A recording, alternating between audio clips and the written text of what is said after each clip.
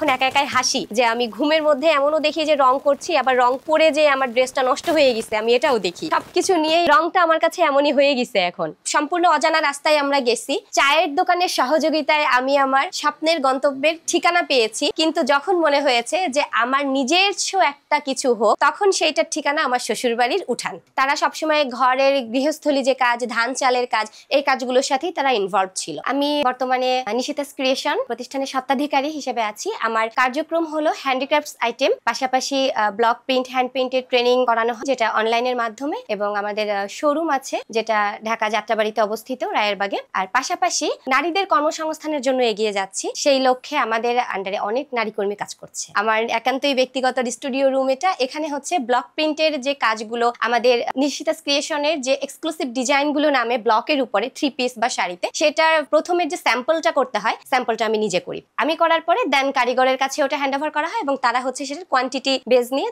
বাকি কাজ হয়। শুরু এই ছোট্ট ঘর থেকেই, তারপরে আস্তে আস্তে এগিয়ে যায় এবং পরবর্তীতে শোরুমে সেটা রূপান্তরিত হয়েছে। জার্নিটা শুরু 2019-20 সাল থেকে। যদি প্রাতিষ্ঠানিকভাবে বলি তাহলে সেটা 2024 সাল, যেটা শোরুমের মাধ্যমে আমরা বাইরে। আমার ফ্যামিলিতে আসলে সবাই চাকরিজীবী, আমি একমাত্র মেয়ে যে বিজনেস প্রফেশনে এসেছি। আমার যে কাস্টমার যারা ছিলেন পুরো অ্যামাউন্টটা আমাকে অ্যাডভান্স পেমেন্ট করতেন। অ্যাডভান্স পেমেন্ট কেন করবেন? একটা মানুষকে, একটা অপরিচিত মানুষকে বিশ্বাস করে টাকা কখনো মোবাইলের মাধ্যমে, বিকাশের মাধ্যমে দিয়ে দেয় না। সেই বিশ্বাসটা আমাকে অর্জন করতে হয়েছিল। আর এই বিশ্বাসের জায়গাটা ছিল হচ্ছে আমার ইউটিউবের চ্যানেল। সন্তান, সংসার, চাকরির প্রিপারেশন, চাকরির পরীক্ষা সবগুলো দিয়ে যখন আমি চাকরিতে করতে পারছিলাম না, আমি আস্তে আস্তে ডিপ্রেশনে চলে যাচ্ছিলাম। তো তখন আমাকে সেই ডিপ্রেশন বা ফ্রাস্ট্রেটেড, সেইখান থেকে আমাকে ওভারকাম করে আমাকে বের করে নিয়ে আসে আমার জামাইবাবু। উনি আমাকে বললেন যে তাহলে তুমি আমার চেম্বারে জয়েন করো। তো আমি ইনকাম ট্যাক্স লয়ার জুনিয়র হিসেবে কাজ শেখার জন্য তার ফার্ম, বন্ধুলা ফার্ম, সেই চেম্বারে আমি জয়েন করি। পাশাপাশি তখন আমি হ্যান্ড পেইন্ট বা ব্লকের এই যে কাজগুলো, এগুলো আমি আস্তে আস্তে নিজেদের জন্য যেগুলো তৈরি করতাম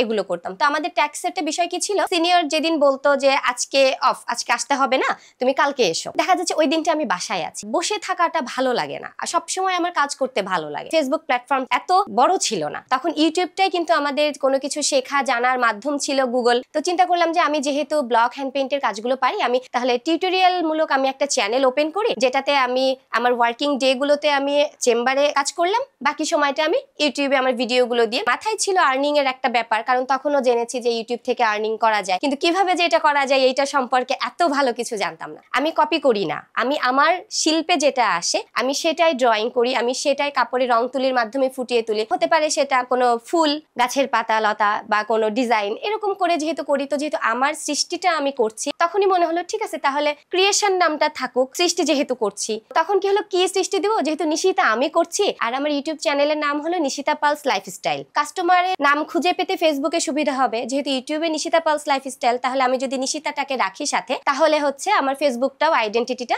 সহজে খুঁজে পাওয়া যায়। তখন হচ্ছে চিন্তায় রাখা যে তাহলে নিশিতাস ক্রিয়েশন নামে আমার ফেসবুকে যাত্রা শুরু হয় 2021 সালে। আমার এই পরিচয়টা উঠে আসার পেছনে অবদান, শুরুটা যদি আমি বলি, প্রথম যাত্রা শুরু ছিল আমার বাবার, যে আমাকে ফিল্ডে ফিল্ডে, রাস্তায় রাস্তায়, অনির্দিষ্ট গন্তব্যের পথে যেমন আমাকে নিয়ে গিয়েছে, কারণ আমাদের কোনো নির্দিষ্ট ঠিকানা ছিল না যে আমরা ওই জায়গায় যাবো। পাশাপাশি আমাদের এই কাজের, এটা যদি কর্মী যে বললাম না যে আমাদের 70-80 জন যে আমার ফিল্ডে যে ওয়ার্কার আছেন, যা আমি বলি আসলে টিম মেম্বার, আমি তাদেরকে কর্মী বলতে আমার খুব খারাপ লাগে। আমার হাজবেন্ড কিন্তু প্রথমে চাইনি যে আমি বিজনেস প্রফেশনে আসি, এইটা নিয়ে আগাই, কিন্তু শোরুম নিয়েতে সব থেকে বেশি অবদান, মানে খোঁজ দেয়া বলেন, এগিয়ে নিয়ে যাওয়া, সাথে নিয়ে বেড়ানো। আমার কাজ দেখে সবাই অ্যাপ্রিসিয়েট করছে, সবাই প্রশংসা করছে, হয়তো প্রশংসাটা শুনতে ওর ভালো লাগতো যে নিশিতা তার নিজ গুণে এত সুন্দর করে কাজ করে যাচ্ছে, কর্মসংস্থানের সৃষ্টি করছে আস্তে আস্তে, হয়তো এটা তার ভালো লেগেছে। এভাবেই হচ্ছে এখন পর্যন্ত সবকিছুতে এসে সাপোর্টিভ। বাট একটা সময় ছিল, শুধু হাজবেন্ডের কথা বলবো না, পরিবারের অন্য যারা ছিল তারাও আসলে এটা নিয়ে চাইনি যে আমি এটা করি। রংটা এমনই হচ্ছে আমার আত্মার সাথে মিশে গেছে, আমি ঘুমালেও